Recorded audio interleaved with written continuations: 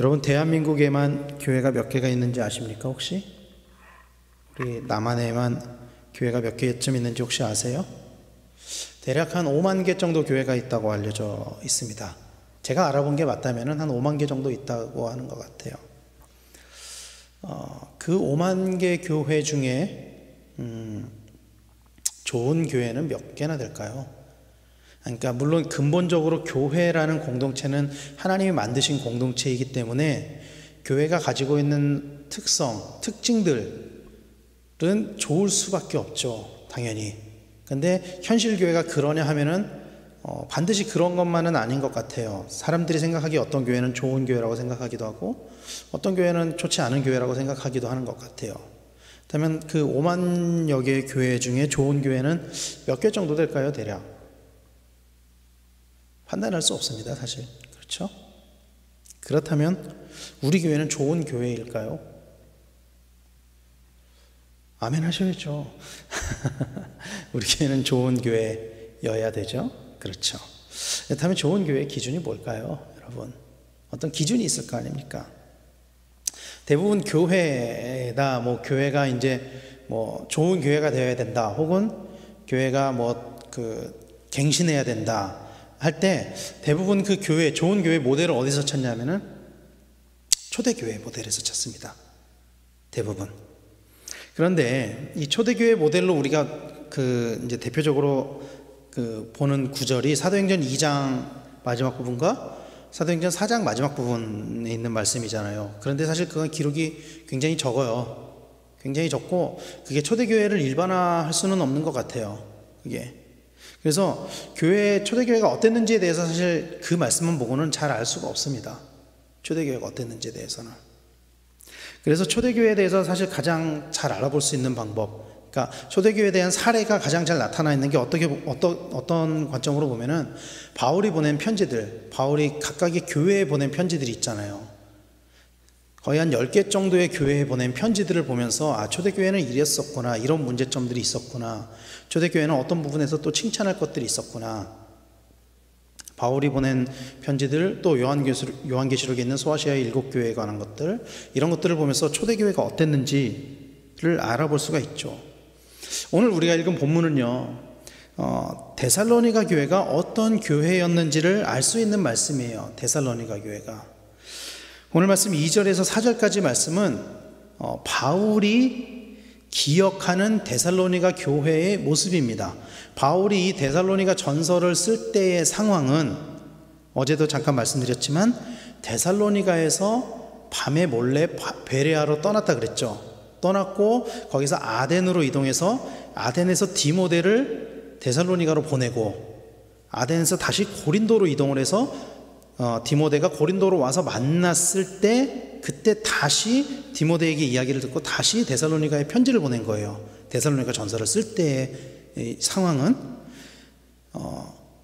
바울이 이 데살로니가 전서를 쓸 때 고린도에서 기억한 데살로니가 교회의 모습이 2절에서 4절까지 말씀이거든요. 이렇게 이야기를 해요. 우리가 너희 모두로 말미암아 항상 하나님께 감사하며 기도할 때에 너희를 기억함은 너희의 믿음의 역사와 사랑의 수고와 우리 주 예수 그리스도에 대한 소망의 인내를 우리 하나님 앞에서 끊임없이 기억함이니 하나님의 사랑하심을 받은 형제들아 너희를 택하심을 아노라. 이게 바울이 기억하고 있는 데살로니가 교회의 모습이에요. 짧게는 3주, 어떤 성서학자들은 3주보다 더 길게 있었을 것이다 라고 이야기하시는 분들도 있는데 최소한 3주를 데살로니가에 머물렀던 것은 거의 틀림없는 것 같아요. 사도행전 17장에 보면은 그 데살로니가에 있을 때 만난 사람들을 기억하면서 바울이 이렇게 기억을 한 거예요. 이 말씀에 보면 바울이 기억하는 데살로니가 교회의 몇 가지 특징을 알 수 있습니다. 첫 번째는 믿음의 역사가 있는 교회였어요. 여기서 중점되는 단어는 믿음이 아니고 역사입니다. 역사. 이 역사에 해당하는 헬라어 원어는 에르구라는 단어인데요. 이거는 실행된 일, 이미 이루어진 일, 완료형. 그러니까 이 지금 현재 활동적인 믿음, 그러니까 지금 계속적으로 일어나는 게 아니고 이미 이루어진 믿음에 의해서 산출된 열매, 믿음의 결과를 나타내는 말이라고 할 수 있고요. 또 사랑의 수고가 있는 교회였습니다. 여기서 이야기하는 사랑은 아가페스란 단어를 사용합니다. 아가페스. 어떤 단어랑 비슷하죠? 우리가 잘 쓰는 아가페라는 단어랑 비슷하죠. 그렇죠? 거기서 파생된 단어예요. 무조건적인 사랑을 이야기하는 겁니다. 즉 데살로니가 교회는 그들이 했던 사랑의 수고는 눈에 보이는 결과가 있든지 없든지 간에 관계없이 했던 수고를 이야기하는 거예요.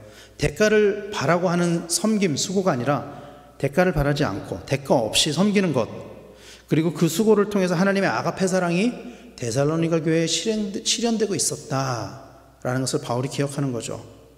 또 한 가지는 주 예수 그리스도에 대한 소망의 인내가 있는 교회였다라고 바울은 기억하고 있습니다. 여기서 사용된 인내는 휘포모네스라는 단어입니다.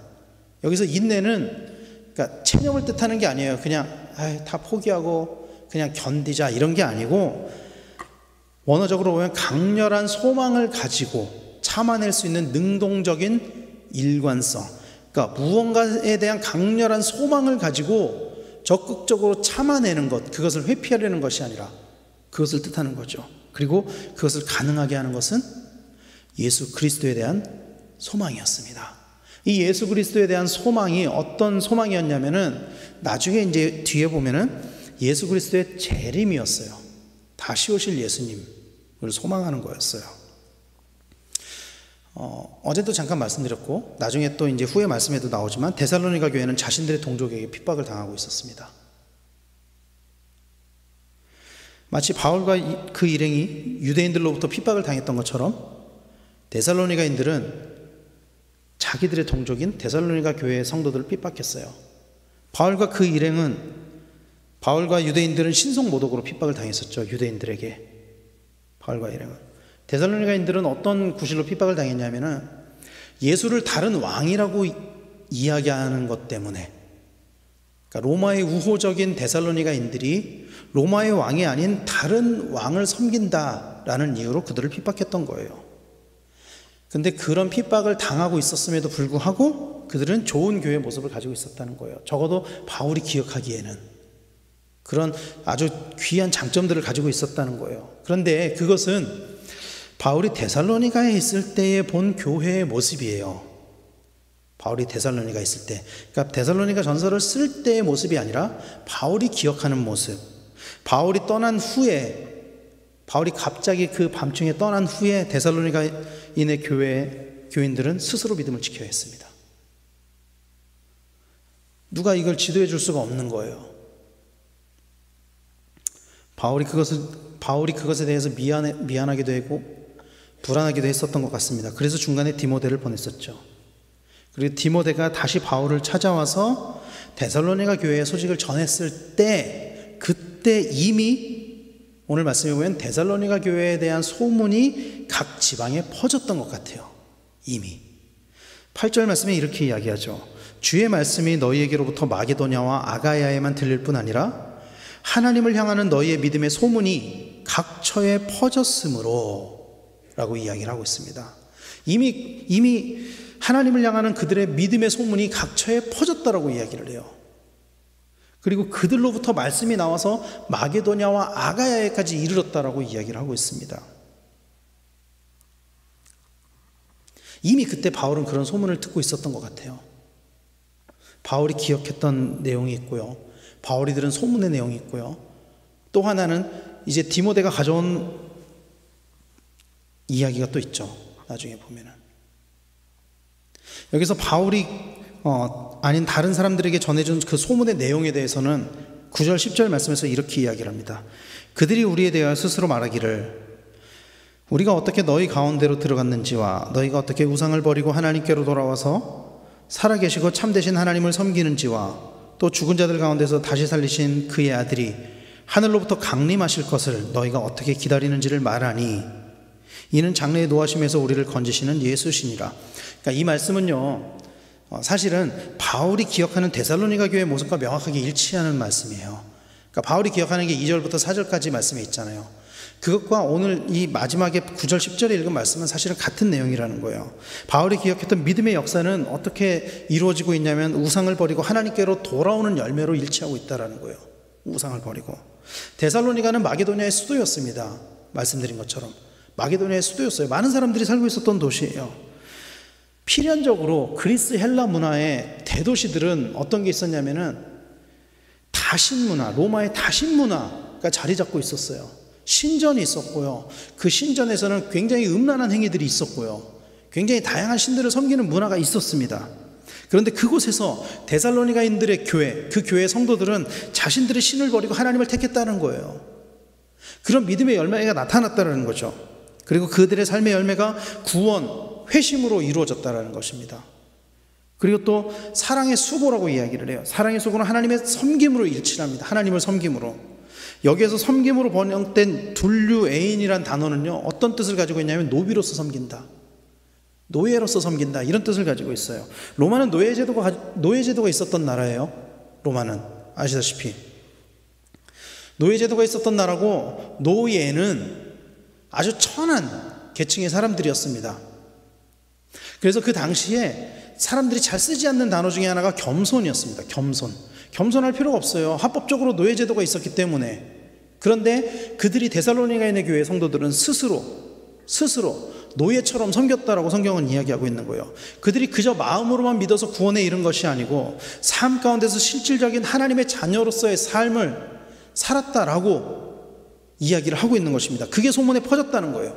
그리고 예수 그리스도에 대한 소망에 있는 죽은 자들 가운데서 다시 살리신 그의 아들이 하늘로부터 강림하실 것을 기다림, 즉 재림에 대한 기다림으로 일치하고 있습니다.